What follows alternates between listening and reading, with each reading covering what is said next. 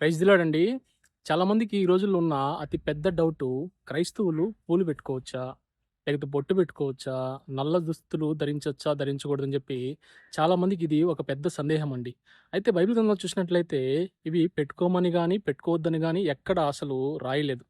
అయితే దేవుని వాక్యంలో చూసినట్లయితే దేవుడు చెప్తున్న మాట మత్తయి సువార్త 5వ అధ్యాయం 8వ వచనంలో హృదయ శుద్ధి గలవారు ధన్యులు వారు దేవుని చూస్తారని ఉందే గాని ఇవి పెట్టుకున్నవారు ధన్యులు దేవుని చూస్తారని గాని, ఇవి పెట్టుకోని వారు ధన్యులు దేవుని చూస్తారని గాని ఎక్కడ లేదు.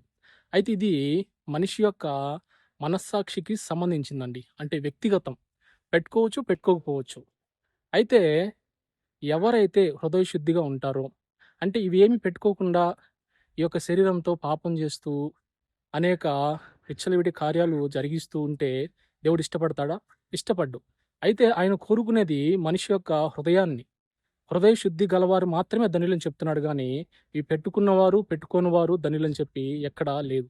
అయితే ఇది పెట్టుకోమంటారా బ్రదర్ ఇవన్నీ అని నేను చెప్పట్లేదు గానీ, ఇది మీ యొక్క వ్యక్తిగతం. అలాగే చాలామంది నల్ల దుస్తులు ధరించొచ్చా క్రైస్తవులు అని అంటారు. ఇప్పుడు మనకు హెయిర్‌కుండేది నలుపండి. కొంచెం తెల్ల ఇంటికొస్తే దానికి మనం రంగేస్తాం. ఎందుకేస్తాం?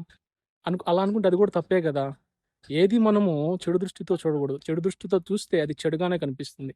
మనం ఏదైనా సరే వాక్యానుసారంగా నడవాలి. వాక్యానుసారంగా జీవించాలి. God bless you.